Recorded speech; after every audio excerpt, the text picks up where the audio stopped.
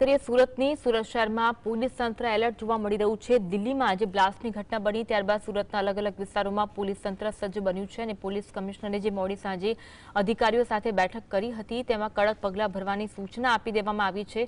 અલગ અલગ વિસ્તારોમાં પોલીસનો ચુસ્ત બંદોબસ્ત ગોઠવવામાં આવ્યો છે। આજ અંગે વધુ વાત કરીશું। સંવાદદાતા સાહિસ અમારી સાથે લાઈવ જોડાયા છે। સાહિસ, દિલ્હીમાં જે બ્લાસ્ટની ઘટના બની ત્યારબાદ દેશભરમાં એલર્ટ જાહેર કરવામાં આવ્યું। ખાસ કરી સુરતમાં અલગ અલગ વિસ્તારોમાં પોલીસનું સઘન ચેકિંગ જોવા મળી રહ્યું છે। લોકોના વાહનો હોય, બેગ હોય તેને તપાસવામાં આવી છે। બેઠકમાં પણ એ અંગે સૂચના આપવામાં આવી હતી। વિગત જણાવશો। બિલકુલ ચોક્કસપણે જે રીતના દિલ્હીની બ્લાસ્ટની ઘટના સામે આવી છે અને તેને લઈને સુરત નહીં પરંતુ ગુજરાત એલર્ટ મોડ પર જોવા મળી રહ્યું છે અને ખાસ કરીને સુરત શહેર પોલીસ કમિશનર દ્વારા ગતરોજ મોડી સાંજે બેઠકનું આયોજન કરવામાં આવ્યું હતું, જેની અંદર ડીસીપી કક્ષાના અધિકારીઓ બેઠકની અંદર હાજર રહ્યા હતા। તમામ ડીસીપીઓને જે તે વિસ્તારોની અંદર પેટ્રોલિંગ અને ખાસ કરીને વાહન ચેકિંગ કરવા માટેની સૂચના તે આપી દેવામાં આવી હતી અને ખાસ કરીને દરિયાઈ કાંઠે પણ એલર્ટ રહેવા માટેનું સૂચન તે કરવામાં આવ્યું હતું। ત્યારે ડીસીપી કક્ષાના અધિકારી સ્થાનિક પોલીસની ટીમ દ્વારા હજીરા ખાતે આવેલા દરિયાઈ કાંઠે બોટ દ્વારા પેટ્રોલિંગ કરવામાં આવ્યું હતું। સાથે જ પેસ્તાન વિસ્તારમાં પોલીસ દ્વારા વાહન ચેકિંગ કરવામાં આવ્યું હતું। ખાસ કરીને સુરત શહેરની અંદર 40થી વધુ નાકા પોઈન્ટ પર તે બેરિકેડ મૂકી દેવામાં આવ્યા છે અને ચેકિંગોનો દોર તે શરૂ કરી દેવામાં આવ્યો છે।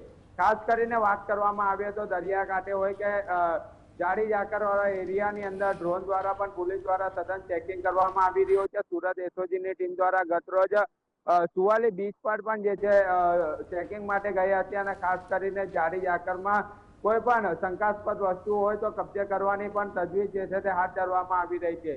ત્યારે સુરત શહેર પોલીસ કમિશનર દ્વારા સૂચના આપવામાં આવી હોય ત્યારે અલગ અલગ ભીડભાડ વાળી વિસ્તાર એટલે રેલવે સ્ટેશન હોય, બાગળ હોય, સુરત એરપોર્ટ હોય એવા અલગ અલગ વિસ્તારોની અંદર સુરત પોલીસ દ્વારા ચેકિંગ તે કરવામાં આવી રહ્યું છે। સુરત એરપોર્ટ ખાતે પણ ગતરોજ સીઆઈએસએફની ટીમ દ્વારા ડોગ સ્ક્વોડને સાથે રાખીને જે પણ પ્રવેશ કરતા વાહનો પર ચેકિંગ કરવામાં આવ્યા હતા, પરંતુ જે રીતના હવે અલગ અલગ પોલીસ સ્ટેશન વાઇઝ કામગીરી કરવામાં આવી રહી છે, વાહનો ચેક કરવામાં આવ્યા છે, બેગ ચેકિંગ કરવામાં આવી રહી છે, રેલવે સ્ટેશન ખાતે પણ મુસાફરોનો બેગનું ચેકિંગ કરવામાં આવ્યું હતું। ત્યારે ખાસ કરીને હવે સુરત તે એલર્ટ મોડ પર જોવા મળી રહ્યું છે અને સઘન હવે ચેકિંગ હાથ ધરવામાં આવ્યું છે। જી સાઈસ, કયા કયા વિસ્તાર એવા છે કે જ્યાં સઘન ચેકિંગ જોવા મળી રહ્યું છે અને કઈ કઈ બાબતો છે તે તપાસવામાં આવી રહી છે?